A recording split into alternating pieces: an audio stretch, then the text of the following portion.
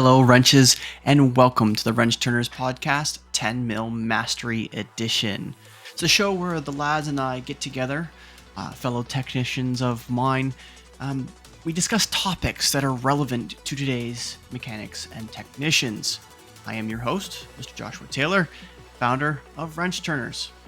The lads and I, we all really appreciate you listening, watching, liking, commenting, and subscribing to Wrench Turners content on Spotify and now on YouTube. Really appreciate that very much. The lads, Marshall Sheldon, Russell Wickham, Richard Mueller, and Stephan Dos Santos get together in this series, which we filmed not that long ago, and we discuss important topics relating to technicians. In today's episode, we're going to talk about something very interesting, something that's going to come up in leadership's shop floor right now. Because I talk about training so much, this is kind of a twist on it. What happens when a technician comes to you as a leader, the shop leader, the service leader, the fixed ops leader, and they go, I want more technician training, but I'm planning on leaving. Let's get into it. I want you guys to have a great Sunday. So, Richard, you were locked and ready to go? Yeah, I got a good question for you guys. So, recently, give you some quick background on it. Recently had a couple technicians come to me. They weren't happy with the way things were going. They weren't happy with the way, so in that context, they weren't happy with their attitude in the shop. They weren't happy with the workload they were getting. They weren't happy with the hours they were generating. They weren't happy with the culture change in the shop with the new management. So I sat down individually with a few of my technicians and had a decent one-on-one and got some feedback from them. One of the technicians flat out said he is done with this industry. He doesn't want to do it anymore.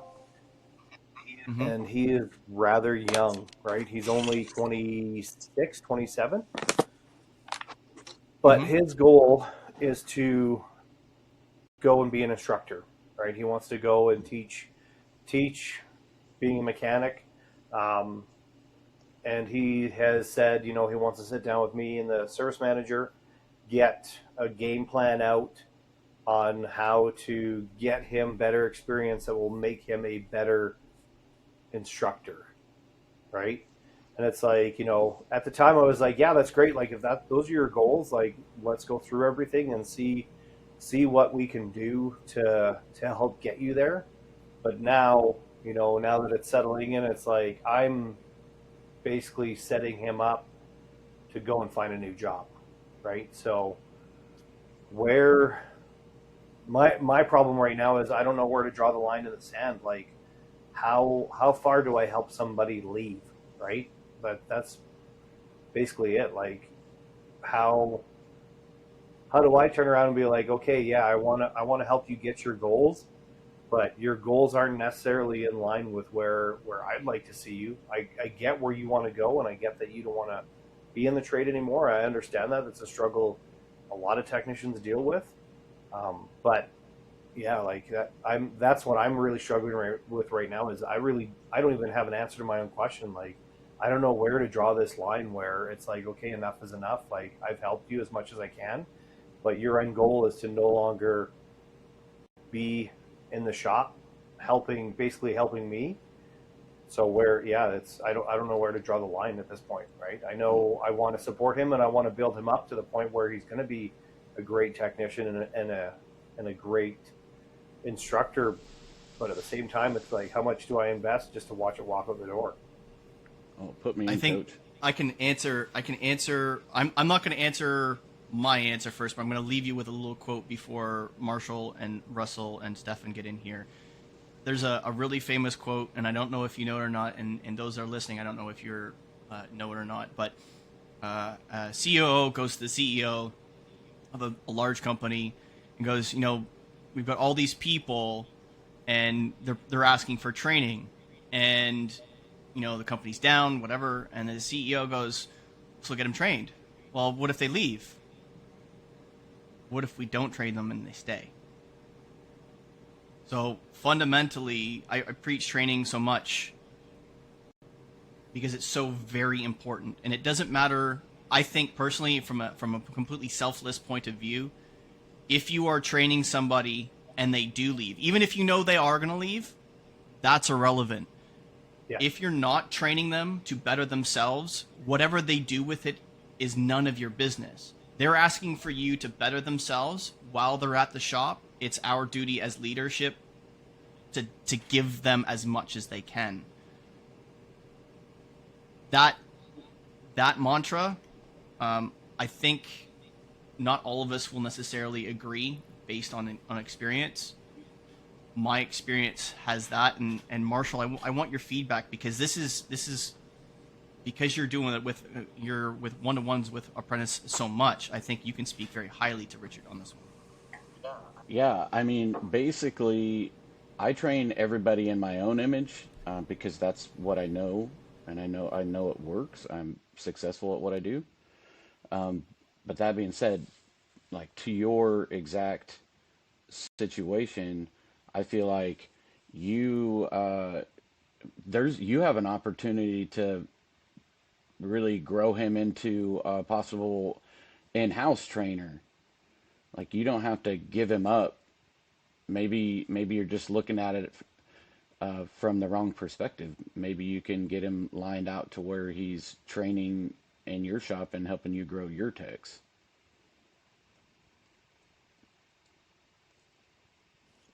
So that's kind of what that's the first thing that came to my mind was why can't you just put him in that position? Because that might be the case, Richard. He might get a year or 2 years in with you teaching him what he needs to know in order to teach, and find out that you're the teacher that he's emulating. Like, he's got to figure it out, because obviously he doesn't know. I genuinely don't think this individual actually knows.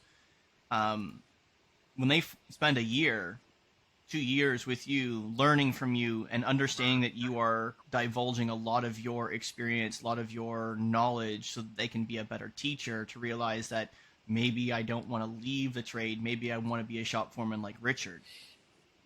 Like, that's a good point, Marshall. That's a Yeah, really good point. and I mean, I ain't dogging on any of the instructors because I got the utmost respect for the guys out there and gals that are teaching at the college level and all of those things. I got utmost respect for them because they don't get the accolades that we techs on the floor get, the little accolades that we do get. That being said, I feel like they don't get paid. Like they don't have the opportunity for 100K plus. That's never going to be that way in our foreseeable future. I don't see it that instructors are making 100K. So, you know, I know not everybody's money driven, but he can make 100K on the floor teaching apprentices in the right circumstances. So, if he's still halfway money driven and you can drive that home, then I feel like you can retain him, have a good trainer in house, a good mentor technician, and he's still going to make money and pay his bills. And the only way you're going to be a trainer and make 100K is at the OEM. Good point. Stefan, where in your thought, because your perspective is similar to mine and Richard's, not necessarily Russell and Marshall, from the standpoint because we're growing up in the dealership world. Yeah. What would be your advice for Richard, or what have you experienced? I think you have a limited opportunity given his option to teach is not going to happen tomorrow. It's not like he has the lined up job or a secured position. He's essentially looking for that as his out. So you might have a year or two to basically show him the path. Basically give him the idea that, hey, if you stick it out, you can actually move up and do really well. Or is this really not for you? I think a lot of us initially think that we run into a problem, we're not happy, and that's it. You bail out because you can go down the street to the next dealership thinking that the same problems don't exist there. Very much so. I think it's pretty much a consistency when it comes to shop cultures, etc. There's only so many differences that can exist. I always tell people, if someone doesn't work out at my shop, perhaps the environment wasn't supportive to his way of working or his way of learning.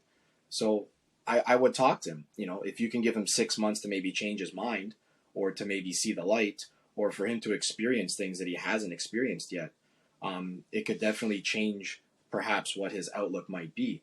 I have a great relationship with some of my past instructors at Centennial College, and we reach out and talk to each other and to try to see what's up and coming. Hey, Steph, how do I get these kids interested in it? And it's a tough call because my interest came from childhood, right? So, find out that if he really wants to be a tech right now, or does he want to be a tech for the rest of his life?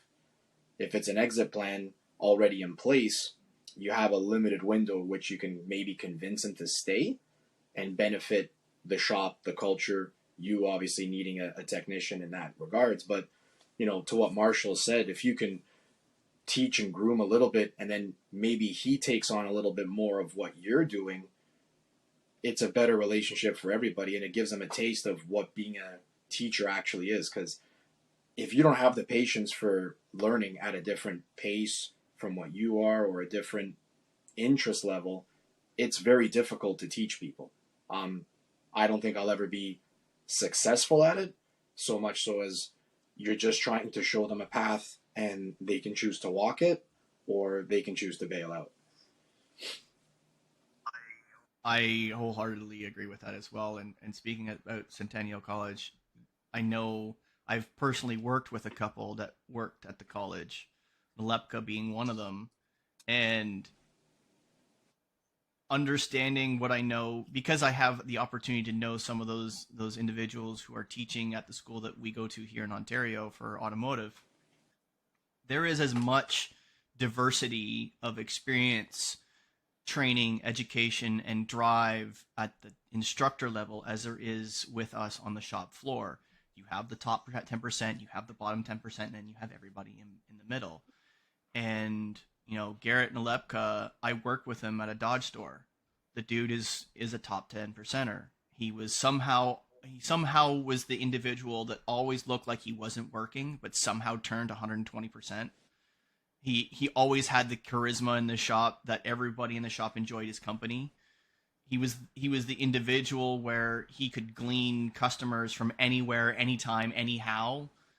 He was able to buy a Viper, and somehow, because he was part of the Viper, he was part of the Viper Club, and he had other Vipers come to the shop because he now had one, and he was now actively repairing them. That became his shtick, and he was making a lot of money doing it. And then he started working at the college, I think it was like 1 day a week or 2 days a week at the time. He started doing the day release, and now he's there full time, I believe. But that dichotomy between those on the lower end of the scale, I know that there's teachers there that are there because they can't turn a wrench anymore, and it's not because it's like, I don't really like doing this anymore. They were the ones that weren't willing to put in the work to find ways to be more productive or be better technicians. They wanted out because they wanted an easier path. They think teaching is easier. Teaching is like service writing. It's not any easier. It's different. It's hard in a different way.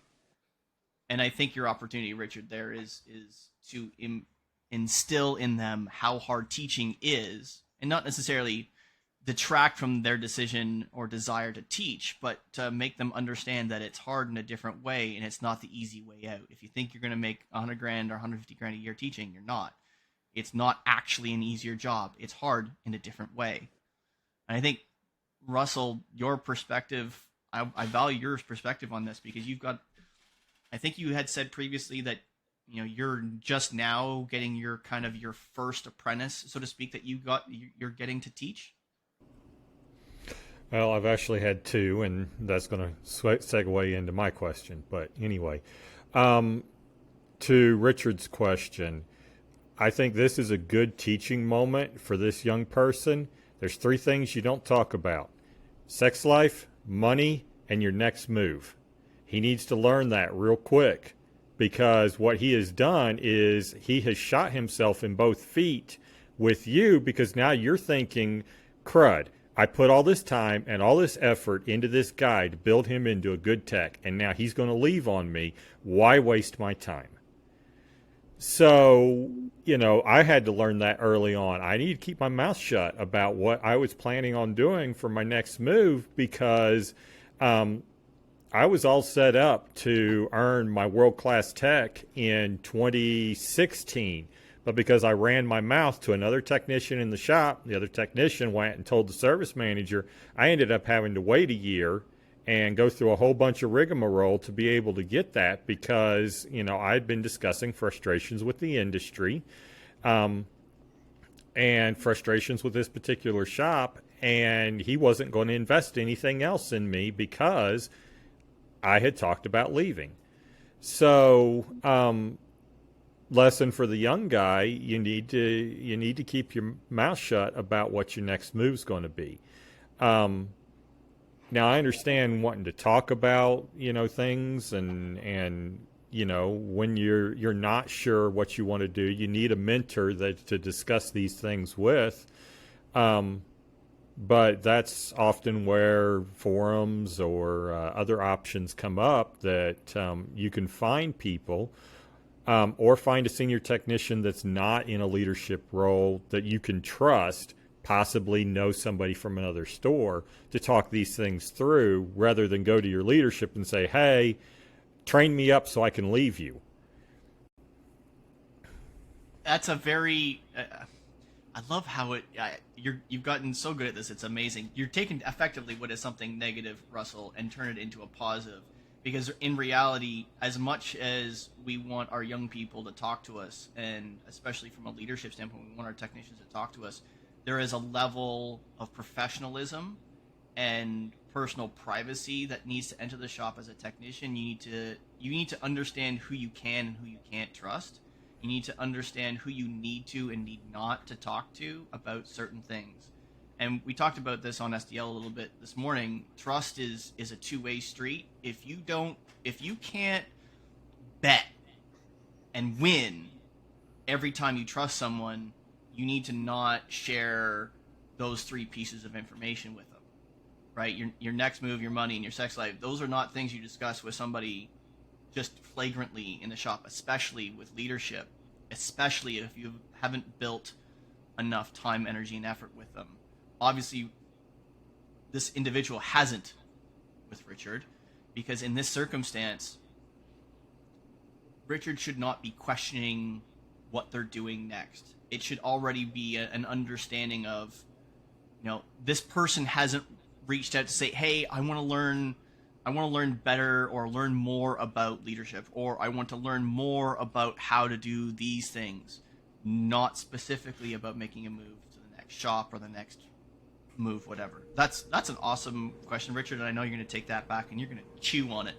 And I think you and I think realistically speaking, we're going to chew, all five of us are going to chew on it. That's what the chat's for. So that's a great question, Richard. Great question, and I hope something there is of value to you. Don't let the negativity, Richard, take it over. I mean, he trusted you with that information. He gave you his next move, whether he intended to or not. But say he trusted you, you're a trusted mentor in his eyes, and he leaned into you with that personal, private information with his next move. So this tech may go on and decide later in a year or two that it wasn't a good move and come back home. Don't destroy it right now. No, I'm not planning on destroying it or anything like that. It's just it's a very it's odd hard predicament to be in, right? Like, Yeah. somebody comes to you and says, "Hey, I want a ton of training, but," and you're like, "Okay, great, let's get you signed up," and then they're like, "Oh, by the way, I'm leaving," and it's like it's just a weird dichotomy that I'm in. Like, I want him to succeed, I want him to be great. I'm not going to turn around and tell my guys like, "No, you're not getting any training," because that doesn't benefit. Like, I'll be selfish, honestly. It doesn't benefit me in any case, right? If somebody comes to me and says, "Hey, I want training," I'm never going to say no, because that's how everybody grows, right? Like, they're not going to grow unless they go and sit down in the classroom and pick brains of the instructors and everything like that. I'm never going to say no to that, but it's just it's a weird dichotomy. Like, it's a difficult situation to be in, because on one hand, I have my upper management going, "Well, he's going to leave. He's already told you he's going to leave." And it's like, yeah, but that's what his plan is, right? Everybody's plan you never know what everybody's plan is.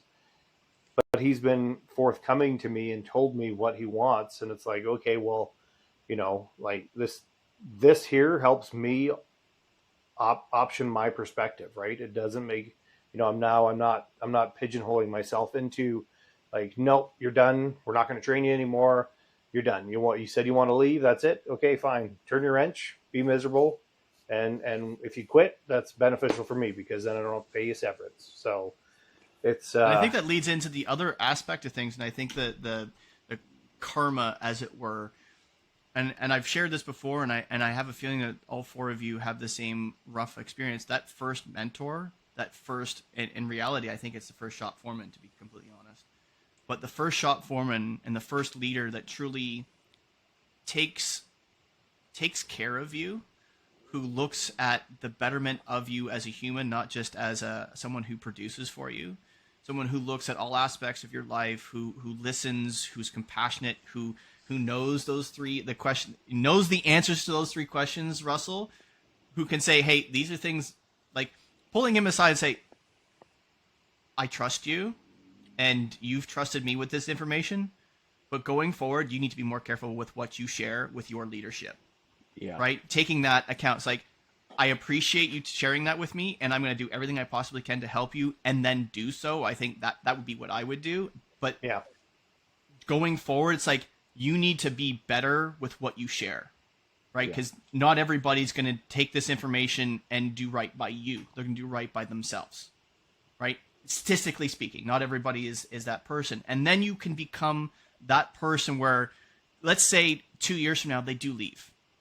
And maybe it's to another store because, they move, they get a girlfriend or a boyfriend, and they move cities, they move states, they move provinces, whatever. And then, a couple years on, they're still on the bench for a little bit, but then they do get that teaching job. So 4 or 5 years goes on.